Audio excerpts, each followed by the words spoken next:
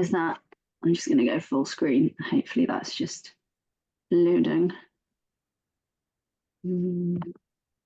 Cool. That's perfect. Good. Cool. I'll kick off then. So I'm going to talk to you today about rethinking plant-based alternatives to meat. And this is based on a piece of research that we've been doing at the Food Foundation for actually over a year. I don't mind telling you now, it's been a painful one to birth, but we're here now, and I'm really happy to be sharing some of our findings with you for actually the first time. And the full report is being published next Wednesday. So just to say, it's technically embargoed. So if I could just kindly ask you not to take too many screenshots of slides or anything, or share them too widely until after we've published the report, that would be hugely appreciated. Just to kick off with a little bit of an introduction and a bit of background to the Food Foundation for anybody who's not familiar with our work. So we are a charity / think tank. And our vision is a sustainable food system which delivers health and well-being for everybody. So we have a particular focus on low-income households and children who we know face some of the biggest barriers in terms of being able to access and afford healthy diets. And fundamentally what we try and do is we try and work to change the food environment for the better. And we work with policymakers, citizens, businesses, you name it. If you're a food system stakeholder, we probably work with you. To do that. And so on a sort of very tangible level, what that looks like in terms of what our work is trying to achieve is ultimately a shift in dietary patterns to support health and sustainability outcomes. So what does that look like? Well, it's a bit more of the good stuff. So more fibre, actually considerably more fibre than we're currently eating on average in the UK, more fruit and veg, less meat, and less kind of high fat, salt, sugar, processed foods. And Rahini kindly introduced me. So I lead our business and investor engagement team at the Food Foundation, but thematically that basically covers all our work on sort of sustainable and healthy diets, as opposed to a lot of the work we do on food poverty and children's health. And I'm a registered public health nutrition. And as Rahini said, very strangely, we actually went to university together many years ago, where neither of us did nutrition or anything similar. So you never know where life's going to take you. So moving on to a bit of the background. So why plant-based alternatives to start with? Why less meat and more plants? Well, I think a key place to start is really to say that we will not meet net zero goals, and we will not be able to keep global warming within that 1.5 degree goal unless we tackle food system related emissions. So in the UK, about 19% of our domestic greenhouse gas emissions are associated with the food system, but that figure is actually a lot higher when you factor in the food and feed that we import from other countries. Because what we're doing at the minute in the UK is we're effectively externalising a lot of the negative outcomes associated with the foods we're eating to other countries. And when you look globally at food system related emissions, the figure is around 30%. And within that, livestock, so the production of livestock, is a major driver of greenhouse gas emissions. So I think the figure is around 14.5% of total greenhouse gas emissions are driven by livestock production alone. So if we're going to reduce food system related emissions, we need to be tackling emissions from livestock production as a part of that. So what we eat, and particularly eating less meat, is going to play a major role in that. The problem is we're not really tackling it. So emissions from the food sector, food and agriculture sector in the UK are falling very, very slowly. So most of the reductions that we see in the UK's carbon greenhouse gas emissions over the past decade or so are being driven by the energy transition. Really not an awful lot is happening when it comes to food systems. And so you can see from this diagram here that business as usual basically means that by 2050, we end up with emissions that are sort of 4 times where they should be. And that's despite organisations like the Climate Change Committee recommending that we reduce the amount of meat we're eating by sort of up to 35% by 2050. So there's a clear environmental case for eating less meat, but there are also a number of other co-benefits to eating less meat. So we tend to focus a lot on greenhouse gas emissions and that kind of lens at the Food Foundation, but there's obviously animal welfare reasons, particularly when we think about the fact that a lot of the meat we eat is produced from industrial livestock systems that are notable, but also the production of livestock has a really significant impact on nature and nature loss and biodiversity. Basically, it's quite an inefficient way of using land. So if we look in the UK, livestock provide about a third of our calories, but about 85% of our farmland. So the thinking goes that if we were to eat less meat and therefore we'd need to produce less livestock, farm less livestock, that has the potential to free up a large amount of land that could be used for other things, such as restoring nature, growing trees, you name it. It also, the industrial agriculture is a driver of deforestation. So beef, soy and palm oil, which are sort of key food commodities, drive about 59% of total deforestation. And I think it's worth saying that soy is predominantly grown and land is cleared to grow soy to feed to animals. So very little of sort of global soy supplies are actually used to produce things like tofu. The majority of it is used for feed. So there's a case to be made, for other environmental impacts if we were to eat less meat. And finally, coming on to health, and I'm sure this is sort of old news to all of you on this call today, but there are also potential health benefits to eating less meat. And I just want to be clear, I'm talking specifically in a high income context here. So we know that in high income countries, excessive meat consumption is associated with a range of negative health impacts. And that is particularly true when it comes to red and processed meat. And we know that we are over consuming meat in the UK. So we eat about a third more meat than the global average. And about 34% of adults are eating more red and processed meat than is recommended in the sort of UK's dietary guidelines. And as you can see here, like a surprisingly large amount of the meat we're eating is processed. So it's about a third. So things like bacon and sausages are some of the more highly consumed types of meat in the UK. So there's a strong case to be made for eating less meat, and in particular, eating less red and processed meat. But, and this is key, if we're going to shift and have a dietary transition to eating less meat, we need to think really carefully about what people are going to substitute those foods with, and whether those foods are going to be affordable and available. And I think this is true of all things nutrition, but people don't tend to just cut stuff out. They tend to substitute one thing for another. And so we need to think about that in terms of thinking about this transition. And as I mentioned, we're always particularly concerned with sort of low-income households at the Food Foundation. And I think there are a lot of barriers here already for low-income households. So this figure's from the Good Food Institute, but there is a price premium on those sort of plant-based meat and dairy alternatives, that about 32% higher than their sort of direct meat or dairy alternatives. And we know that currently, as things stand, it does look as though that price barrier is playing out when it comes to what people are buying. So high income households are much more likely to be purchasing plant-based alternatives to meat and dairy than those on lower incomes are. And when we look at things like fruit and veg, which I think are sort of it's hard to contradict the fact that they are, should be the cornerstone of a healthy and sustainable diet. We see that there are real barriers there to accessing and affording enough fruit and veg as well. So vegetable consumption in particular is very, very strongly patterned by socioeconomic status. So low-income families eat at least a portion less per person per day than high-income families. And the same is true when you look at fruit and veg together.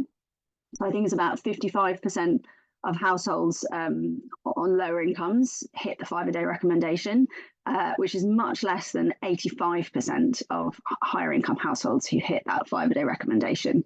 And I think when you look at sort of why that is, this graph that I've put on this slide, which is actually from our Broken Plate report, which some of you might be familiar with, I think this shows it really well. So what we do here is we look at the price of different food categories and types of food by on a calorie for calorie basis. And this matters because I think when people, particularly lower income households who are really kind of trying to stretch their food budget further, you know, when they think about what foods they're buying, they're not thinking necessarily in terms of volume, you know, like how much to buy a bag of onions. They're thinking about how much is it going to cost to produce a meal that's going to fill me and my family up until the next meal. And that means that fruit and veg and those kind of more nutrient dense, but often kind of low calorie foods come with a real price premium. So healthier calories are on average twice as expensive as less healthy calories. And you can see here that fruit and veg by a long shot are the most expensive Eat Well guide on a calorie per calorie basis. And I think as well as those sort of cost and affordability barriers, it's always worth thinking about all the other barriers that low income households face. You know, if you're in shared housing, are you going to have access to good cooking facilities? Are you going to have a freezer to store frozen fruit and veg? Are you going to have access or money to pay for the energy to run an oven or a microwave or a freezer? If you're working multiple jobs, how much bandwidth do you have to try new ingredients or new meals? And I think, and this one is a problem for all socioeconomic deciles, but there's a sort of accessibility issue here as well with healthier, more sustainable food. So a good example of this is Eating Better. The Eating Better Alliance have done a number of surveys looking at sandwiches and ready meals, which, you know, I think most of us would agree are super convenient options when you're on the go or in a rush or what have you. Overwhelmingly, those categories are dominated by, you know, options that are containing meat or cheese or dairy. So that's the kind of lay of the land.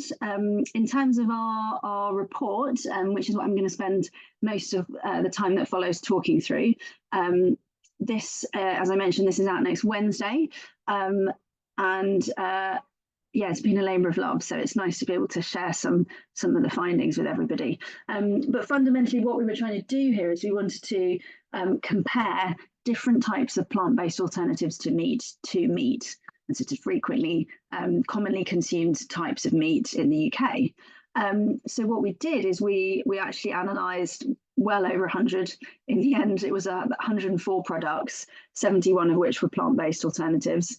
And we looked at a whole range of different nutrition indicators, so things like levels of sat fat, calories, etc. We looked at carbon footprint, water footprint, and price to really try and identify which of those plant-based options come with the sort of greatest number of co-benefits for people looking to sort of reduce their meat consumption. And just again, a little bit of scene setting before I get into the findings, just to sort of alternative proteins, full stop. So we obviously spent a bit of time talking about, you know, why we need to eat less meat. Protein alternatives to meat are obviously have been suggested as kind of potentially playing a really critical part in enabling that transition. So if people are going to be substituting meat for something else, could protein alternatives be that something? And a key advantage of protein alternatives is in terms of their sort of environmental impact, which is much less than meat or sort of animal protein. And that's because they require much less land, and therefore the emissions associated with kind of land use and conversion are much lower. I think particularly when we talk about those alternatives that are sort of more directly aiming to mimic meat and dairy products, I think it's also worth just thinking kind of pragmatically here, and I think they can be a really helpful bridge for citizens whose kind of usual diets are quite focused on meat. So I think much as probably we'd all really like it if people, you know, switched from eating burgers or fried chicken to, you know, nice lentil curries and roast vegetables, I think we've also got to be a little bit realistic in thinking about how currently anyway, most of the population are used to thinking about cooking and eating, and those kind of alternatives can be quite a helpful bridge, certainly in the first instance, whilst people change their diets. However, although the sort of environmental case is quite clear when it comes to environmental proteins in comparison to meat, there's more questions around their nutrition and health profiles, and this was something we really wanted to sort of tease apart as part of this piece of work. And again, this probably won't come as any surprise to many of you on the call, but I think it's really worth just having in mind that there's a whole host of different products out there that can be classed as plant-based alternatives to meat. It's a very, very wide spectrum. It's not just your kind of more processed alternatives. There's whole plant foods as well, such as beans and grains. And there's just a little diagram that I won't go into too much detail about, but again, adding to the sort of nuance that I think is needed here, that actually, when we talk about alternative proteins, there's a number of different ways in which those are produced. So cultivated meat gets a lot of media attention. There's a lot of investment going into it. Actually, you can't buy any cultivated meat products in many places in the world. It's still sort of at the regulatory stage. But that is one way in which alternative proteins can be made, although definitely that technology is still very much being scaled. Secondly, there's sort of fermentation made meat alternatives. So you've obviously got sort of traditional fermentation techniques, which are how you make things like tofu. There's also something called biomass fermentation, which is what is used by Quorn, who are sort of famously, Quorn is famously manufactured using that sort of fermentation process. There's also something called precision fermentation, which, to be honest, completely blows my mind. And this is where you can actually create, essentially, like egg and dairy proteins, such as whey and casein, using microorganisms. And this is still kind of at early stages of development. It's not something that is widely used as a technique in the UK. But I think if it gets cracked, there's huge potential, particularly, like in the out-of-home sector, or for foods like ready meals or composite foods where actually milk and egg are sort of just added as ingredients. They're not the kind of main hero of the dish. There's huge potential to just kind of swap those out for those sort of fermentation made animal proteins, and that could sort of take a whole chunk out of the system, without people necessarily having to consciously reduce their meat and dairy intake. So that's probably one to watch. And then you have plant-based alternatives, and those are sort of typically made from ingredients like pea or soy or wheat, and they're designed to taste like meat products. So what we did, so we looked at 104 products. They're all products that are currently available to buy in the UK. It was important to us that we sort of stayed true to life as much as we could. And what we did is we then categorized all those products into a taxonomy. And this was very heavily inspired by a report the OECD put out a couple of years ago on alternative proteins. And what that taxonomy did, which we thought was really interesting, is that they divided plant-based alternatives into different categories based on their level of processing and how long they'd been available to buy on the market. So you can see our three categories here. We had a fourth category, which was meat, because one of the main points here was to compare to meat. So we have a processed new generation category, which is things like your Beyond Meat, your Quorn, the kind of more recent plant-based alternative products that are aiming to kind of directly mimic meat and are often marketed as such. Then we have processed traditional, and these are foods like tempeh, tofu, seitan, foods that are sort of processed but have a long culinary history, particularly in parts of the world like Southeast Asia. And then finally, we had what we called sort of less processed plant food alternatives.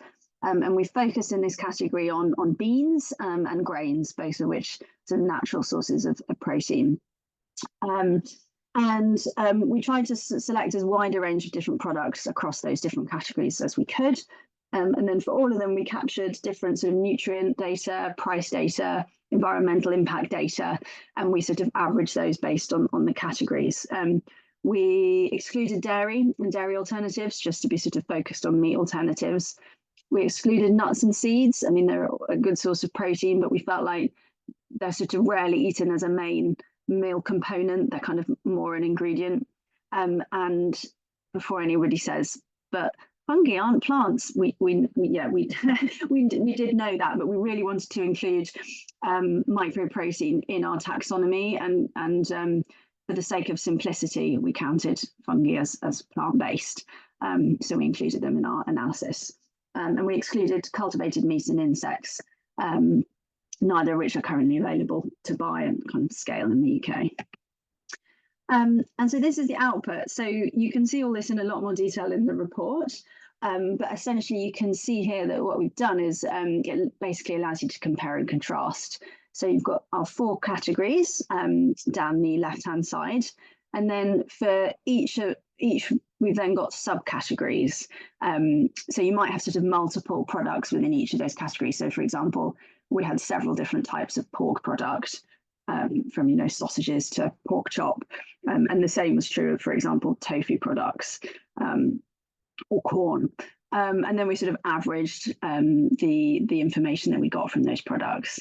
And in terms of, I think it's probably fairly self-explanatory, but in terms of the scoring, so for saturated fat, salt and sugar, we basically aligned with the government's multiple traffic light labelling system, which has kind of high, medium, low thresholds.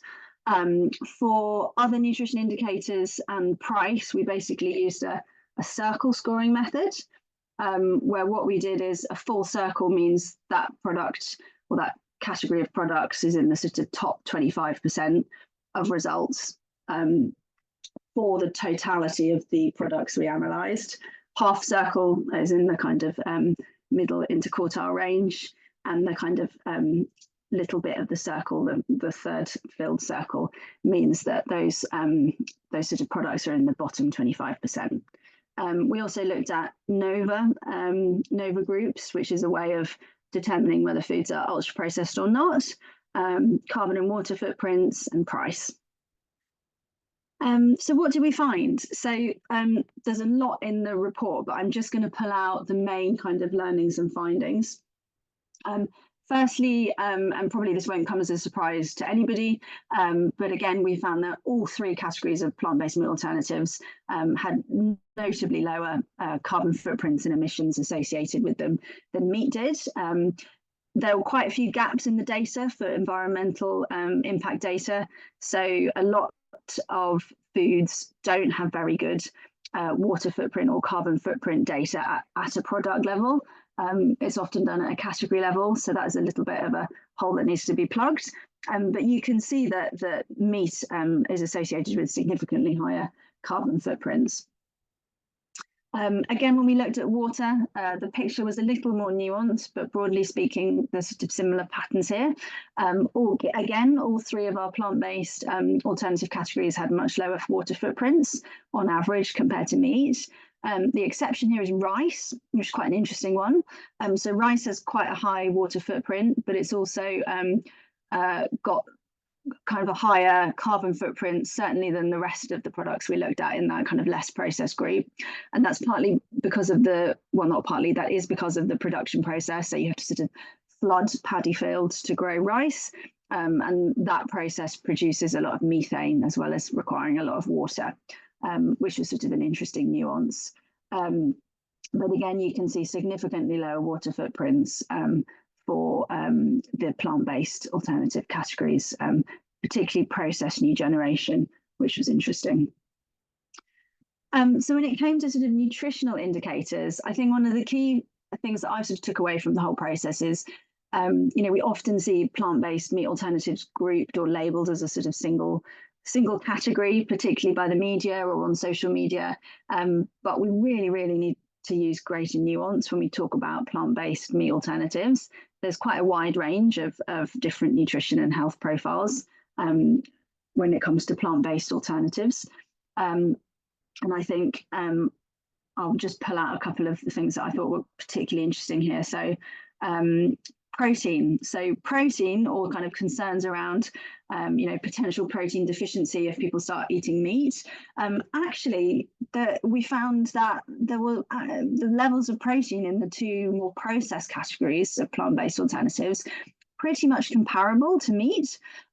Partly this is because the sort of products that we looked at in the processed traditional bucket, like tofu, are made based on soy, which is a good source of protein.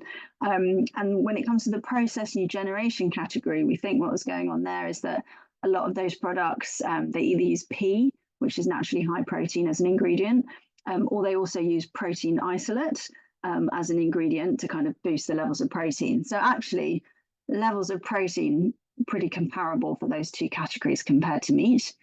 I think you can also see sugar. There's often concerns around sugar, and it might be different if you were, I expect it would be different if you were looking at dairy alternatives, but certainly you can see that actually all three of our plant-based categories contain like very small amounts of sugar overall. So the government's cutoff in terms of when a product is considered as having more than a kind of low sugar amount is 5 grams of sugar per 100 grams. And you can see that the highest amount we found was sort of 1.1 grams of sugar per 100 grams. And I guess that overall, we actually found there was sort of limited evidence that on average, the nutrition profile of all of our plant-based alternatives that we looked at was any notably worse than meat. All 3 of those plant-based categories contain fewer calories, lower levels of saturated fat, and high levels of fiber on average than the meat products analysed. Again, as I said, slightly lower in protein and marginally higher in sugar, but sort of not very hugely notable differences.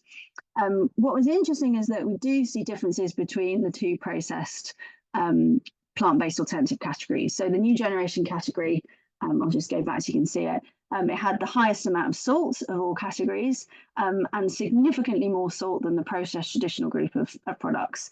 I forget the percent, but I think it was sort of a 3-fold higher amount of salt for the processed new generation category than the traditional group of products we looked at. Oh, have I gone back? I've gone too far. Sorry, wrong page. And again, I've talked about protein as well, but fiber, we also see that there were higher levels of fiber in the, sorry, not, I'm getting confused. Let me start that sentence again. Too much data. Another interesting difference, which we weren't expecting to see, is that the processed new generation category actually had slightly higher levels of fiber compared to the processed traditional category, so about 4.7 grams versus 3.1. That might be just because there's a lot of use of pea, which is obviously high fiber as an ingredient for a lot of those processed new generation products, but that was interesting. The risk of kind of micronutrient deficiencies is another concern that's often sort of spoken about when people are talking about shifting away from meat. And when we did look at, so we looked specifically at iron and B12, because those are sort of, meat is a major contributor, both of those micronutrients in UK diets. And when we looked at the processed new generation category, only a third were labelled as including iron and B12. For processed traditional foods, none listed B12, 40% listed iron. So I think all of that is to say that there are still opportunities to improve the health and nutrition profile of some plant-based alternatives. Fortification and reformulation to lower levels of salt both feel like kind of quite concrete actions that could be taken by some manufacturers. We also looked at ultra processing. So I think probably most of you are familiar with the NOVA categorization system, but essentially what that does is it categorizes foods based on their level of processing. And for me, this was really interesting because I think, again, one of the main pushbacks we see against plant-based alternatives at the minute is often rooted in a sort of fear that they're all ultra processed and this is going to have negative health consequences. But actually, we found there was a lot of variability between those categories. And actually, the processed new generation category, that was 100% EPF. But the processed traditional category actually was a sort of a 50-50 split between group 3 and group 4. So, you know, for people who are looking to reduce the proportion of ultra processed foods in their diets, there are plant-based alternatives out there. And you can see that the meat category as well contains UPFs. There's lots of things like particularly the processed meats like sausages, deli meats, they're all classified as UPF. And I think just to spend a bit longer on UPF, because I think it is just quite a sort of contested area at the minute. You know, I think absolutely, you know, there is a large and growing evidence base that consistently shows globally that the more UPF foods you eat, the more likely you are to have negative health outcomes. But the mechanisms are really unclear. And that really matters when it comes to trying to think up, well, not think up, but when it comes to sort of having really concrete policy and asks of industry, it's really hard because we don't know what's driving those negative health impacts. So for example, if the negative impacts are being mostly driven by the addition of things like emulsifiers and additives, then that's a really clear ask of food technologists. But if actually it's because of the processing in and of itself that's impacting on the food matrix, then we're going to need a sort of paradigm shift towards more whole foods. And I think that really matters for plant-based alternatives, because for many of them, they just can't be made from scratch. So regardless of what their nutrient profile is, they're always going to be UPFs. And I think what's interesting is that the picture might be shifting as more evidence is being published. So there was a really interesting study in the Lancet, I think at the start of this year, and that was one of the first to actually try and disaggregate the health impacts of different types of UPF foods. So they looked at total UPF consumption, but they also looked at categories within that, like breads and cereals, sugar sweetened beverages. And what they actually found is that plant-based alternatives that were UPFs actually sort of trended towards having a positive health impact. So they weren't as obviously associated with a lot of the negative health outcomes that we see if you're just looking at blanket proportion of UPF foods in people's diets. So that's interesting, but certainly we know that there are kind of high levels of concern in the public around UPFs. There's an interesting survey stat on this slide. But again, there is some really interesting research. Changing Markets Foundation, they put out 2 reports actually in the past year, both of which are good reads, which suggest that actually some of that mistrust is being stoked by lobbying by big ag and meat and dairy companies. So, for example, they found that 24% of social media posts on plant-based alternatives, the way that they got at or disparaged plant alternatives was by saying, these are ultra-processed foods, they lack nutrition, they're turbocharging cancer, etc., etc. But actually, it was a very small number of social media accounts that were for them, driving the majority of that noise and that messaging, and most of them were associated with sort of far right-wing groups or kind of self-described wellness experts. And just to sort of finish off, so I'm running slightly over, coming back to price premium. So price is the key driver of food choice. So it's really important that we think about how these foods are being priced. And you can see there's a very clear price premium for the 2 more processed plant-based alternative groups. And I think that particularly matters because it, as I said, much as we'd like, and absolutely longer term strategies should be about how do we increase people's consumption of whole foods, less processed whole foods.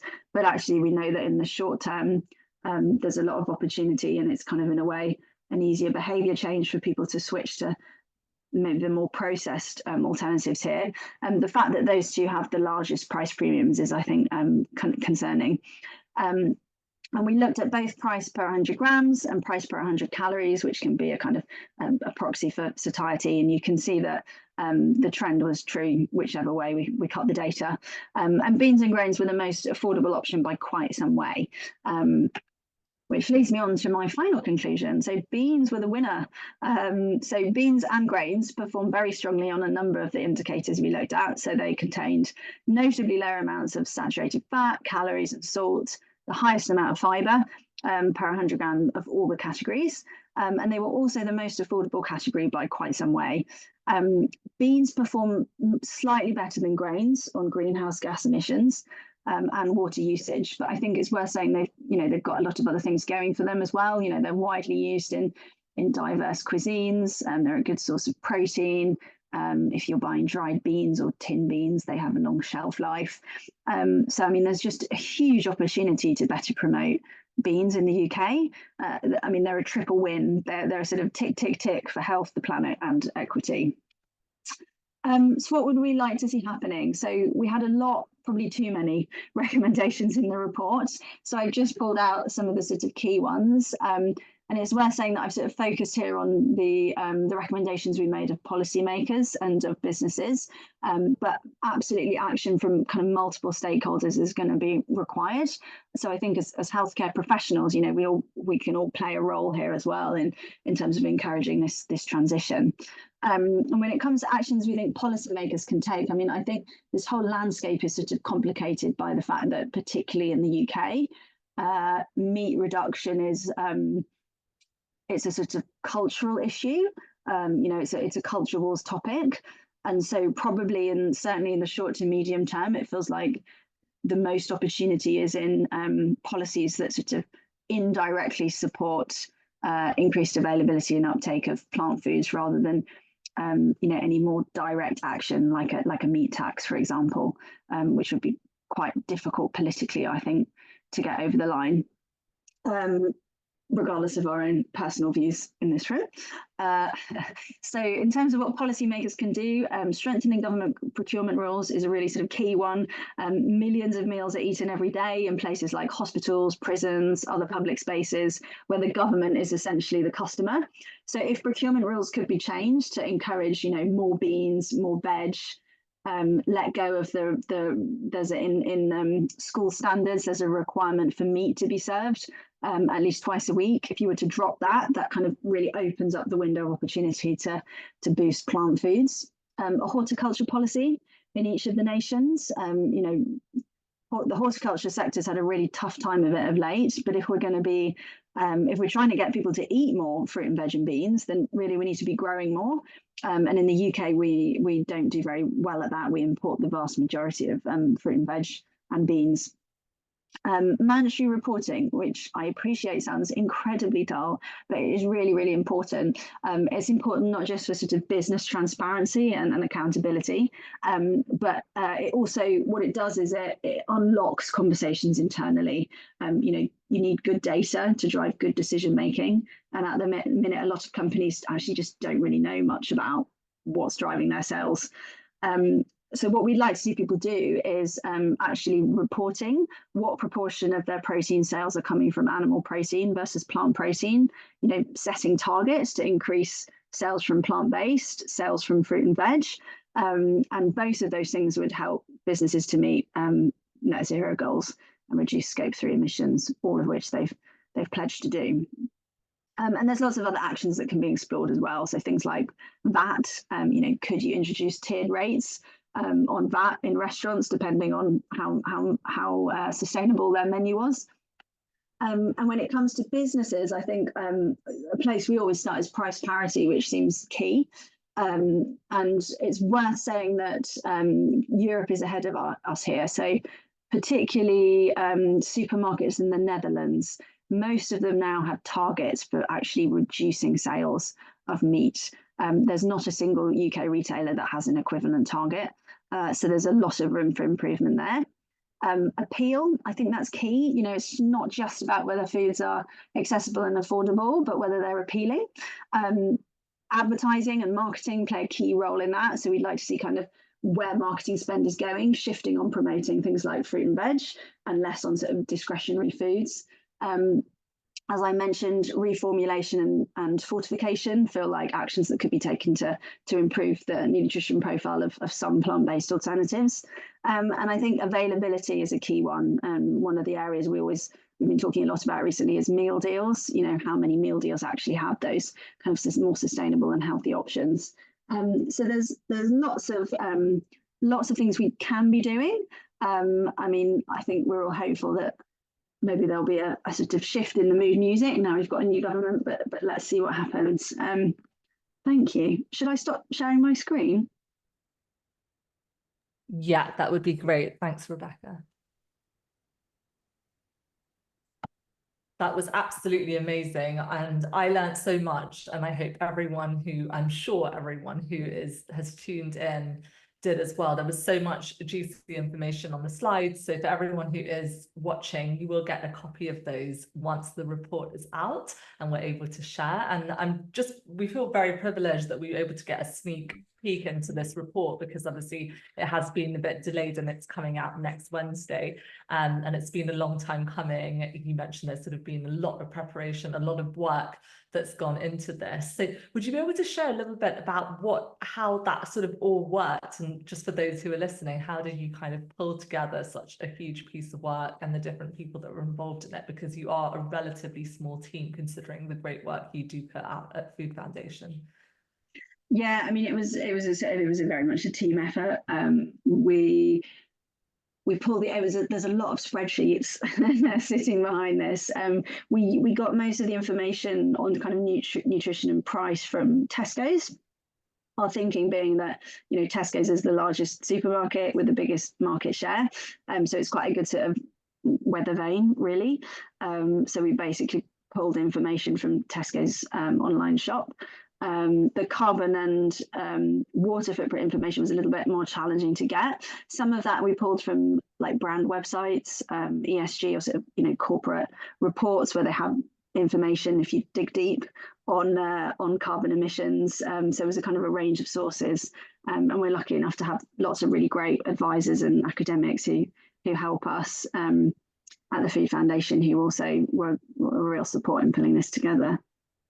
Amazing. And would you be able to share a little bit about the other reports that you've done and campaigns and work like Peas Please and other things that our audience would be interested in kind of referencing or looking at? Yeah, so I mean, I guess our two flagship reports that if you want to start anywhere with Food Foundation materials are probably good to look at. One is called the Broken Plate Report, and that basically looks at a kind of set of metrics, basically assessing how well the food environment is functioning. So we look at, appeal, affordability, and availability of healthier foods. So you've got really interesting stats in there, like so if you're in the poorest 10% of households, you'd need to spend about 50% of your disposable income just to eat in line with the government's kind of recommended healthy diet. And that's just 11% of disposable income for higher income households. So it points very clearly to some of those dietary inequalities. The other flagship report is called The State of the Nation's Food Industry. And it basically looks at how much progress or not companies are making in terms of supporting healthy and sustainable diets. So yeah, I'd recommend both those reports if you're interested in finding out more about our work. Brilliant. Yeah, everyone who's tuning in, you can go to the Food Foundation website and then access them over there. So we've got several questions. I'm going to dive in. As a nutritionist, what are your thoughts on frozen fruits and vegetables? And I suppose within that comes in things like frozen peas, which are obviously a staple in most households here, and the kind of the nutritional impact of boiling and steaming them versus kind of looking at sort of the comparison between frozen versus fresh. Would love your thoughts on that. Yeah, I mean, there's a lot of benefits in frozen. It can be a really cheap way, particularly when you're buying kind of out of season fruit, for example. Like you can get frozen strawberries all year, and those will probably tend to be picked when they're in season and then just frozen. It can be a really good, affordable way if you've got access to a freezer. And often there's kind of nutritional equivalence or comparability between frozen and fresh. So very pro frozen. Was there a second part of your question? Sorry. No, just the nutritional impact in terms of, so you mentioned that kind of that they're frozen at the point of prime, basically.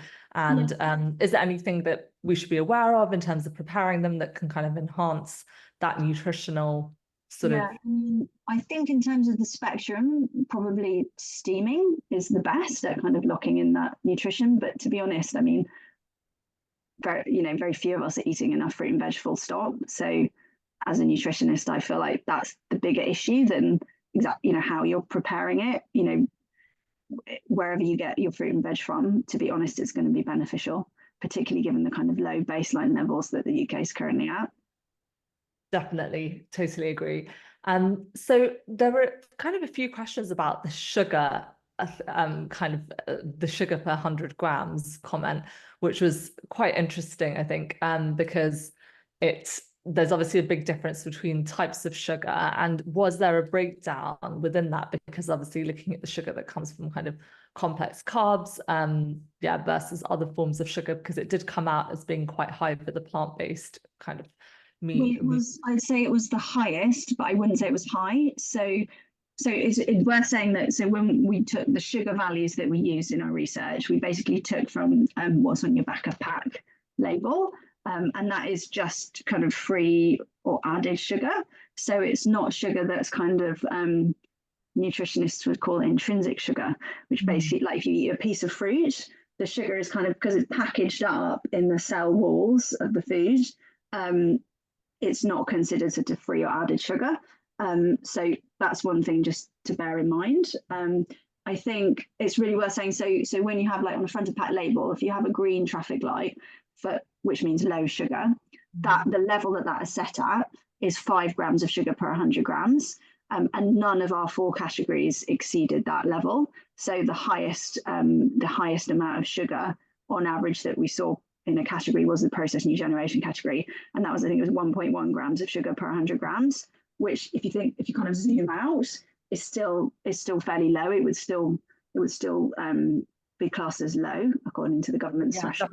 Like say if you had a 200-gram serving of that, which would be quite a large serving, that would be less than half a teaspoon of sugar in context, which is negligible or very, very low.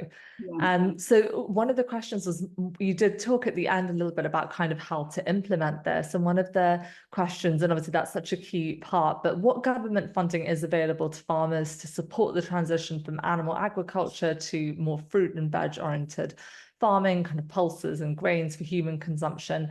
And the person has said, I think that the new government schemes support creating areas for nature, but I don't know much about changing the type of farming. Is this an area that the Food Foundation look at all?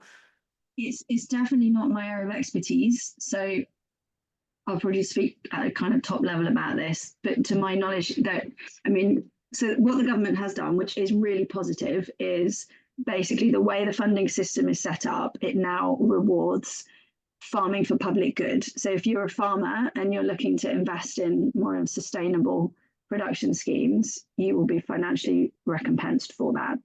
But the problem is that the amount of funding that's available isn't really enough to cover the transition. We're asking a lot of farmers, we're asking them to produce food and be stewards of the land and help achieve the net zero goal at the minute without really providing them with enough financing for them to do that. So I think we do need to think about like the just transition here. I haven't seen anything about supporting farmers specifically to switch away from livestock to horticulture. I think we're focused more on current horticulture producers and attracting new talent into that. That really needs government support, and that just isn't there at the minute. Absolutely, the way the kind of agricultural subsidy system is set up at the minute, it is very much geared towards supporting livestock and dairy and the production of kind of commodity crops like wheat over other types of food like fruit and veg. Yeah, definitely. I think we should definitely explore that in some more detail in the webinar. And so one question I did have is that you were talking about fiber quite a bit. And obviously, in the UK, I think less than 1 in 10 adults actually meets the RDA for fiber, which is 30 grams for adults, which is kind of appalling that 9 in 10 are not meeting that for all the reasons that we've discussed. But there is kind of potentially a role for some of the kind of new alternatives, the new plant-based alternatives that are lower in fiber to be able to meet nutritional needs in older adults, where some of them may need that extra fiber, but there's also an issue where things like beans and lentils can also be really, really filling, and then it can be hard to kind of meet nutritional needs if someone's got a small appetite, or maybe they have a health condition, and they don't necessarily need to be an older adult. It could be anyone who might need to have slightly lower fiber intakes. What are your thoughts on that and the role of those and those kinds of foods in that? And tofu, I think, would count within that as well. It's not particularly high in fiber, but kind of tofu, other soy protein chunks. You mentioned some brands like this and Beyond Meat and things like that. Yeah, that's a super good point. Yeah, and I think as well as older adults, actually, it's also true of really little kids. Yeah, of course. Because they haven't got, like you say, such kind of small stomachs. Actually high fiber diets are at risk of kind of displacing enough of the kind of calorie dense foods that they need. So yeah, it's worth thinking about those kind of different nutritional requirements. Yeah, I should say we always we're public health, so we would always be thinking about, on average, the population and what is beneficial. But obviously, I'm sure there are a lot of people on the call that are working in clinical settings or with kind of more specific groups within the population. And yeah, absolutely, things like fiber content, also salt content, depending on stage of life and any chronic conditions that people have. Those are going to kind of be more significant depending on kind of individual needs and context. Yeah, definitely, for sure. I'm just going to put a link to the Our Plants First campaign for those who haven't signed it. So the Food Foundation have officially signed it as an organization, and Rebecca has signed our campaign as well. And it's basically all about putting plants as a priority on hospital menus. So it would be plant-based would be the default option, but we're not limiting choice, so people can still opt for meat and dairy and kind of cater to different needs there. But please do sign this. It's completely obviously free to sign, and the only criteria is to be a health professional. You can be a nutritionist, dietitian, whatever, nurse. So please do sign it and share, because the window is closing and our launch date is in October. So we'd be really grateful for your support with that. So how can we support as health professionals to get the word out about all this incredible work that you've done, Rebecca, you and your team? What can we do to amplify the report and the message? And what are you doing to kind of get the word out there, besides obviously hopefully we'll get lots of media coverage next week on the topic? Yeah, I think I think Rahini's going to share the report link once it's published along with my slides next week. I mean, really, we just want this to be useful information. So, you know, if any of you are reading it and then are sort of using it, I mean, that's great. I mean, social media does play a part. I think healthcare professionals have a really important part to play in countering some of the misinformation that's out there. And I worry personally that the kind of UPF narrative is at risk of steamrolling the potential that plant-based alternatives as a market have before they've even really got going. And so I think, you know, it's important that we just get the message across that actually there's a whole wide range of spectrum. There's a whole wide range of different options out there for people looking to reduce their meat consumption.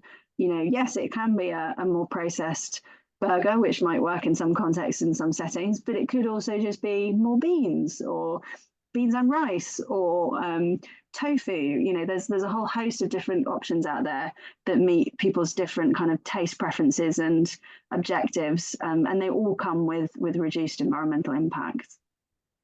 Absolutely, I couldn't agree more. And it's also looking at the context of the overall dietary pattern. If you're having a largely, you know, a meal that's mostly based around whole or minimally processed food, like lots of fruit and vegetables and whole grains and things, then adding in one more processed item isn't going to kind of, in the context of that, you're probably not even really going, even though some of these foods can be a bit higher in salt, for example, the overall meal might not be. So it's looking at that and introducing some nuance into it, because I totally agree that there's been kind of, it does feel that plant-based meat alternatives and these products have been unfairly vilified, whereas we obviously know that as a overall, as a society, we are eating far too much ultra-processed food, and I don't think it's the plant-based meat alternatives that are the bulk of that. But I think that conversation has to kind of keep happening and evolving. So I totally agree. I'm just going to launch a quick poll here. So how can everyone keep in touch with the Food Foundation, with you, Rebecca? What's the best way? You already mentioned, of course, I'm going to share the report and everything, and I've mentioned the Food Foundation website, but what are the best ways to keep in touch with your work personally, as well as the Food Foundation? So we have quite an active kind of social media account, so I definitely recommend you follow us on what are we calling it now, X, and LinkedIn. In terms of me personally, yeah, I mean, I'm on LinkedIn, I'm also on Instagram, although I am very rarely posting, sorry, these days. I'll get back to it one day. So yeah, welcome to share my Instagram handle, Rahini, if that would be helpful for anyone to keep in touch. But yeah, in the Food Foundation, we're active on social media. You can also sign up to our newsletter. There's an easy way of navigating to it once you go on our website. And if you sign up for that newsletter, you're notified as soon as we've got sort of new publications and all the stuff we get up to.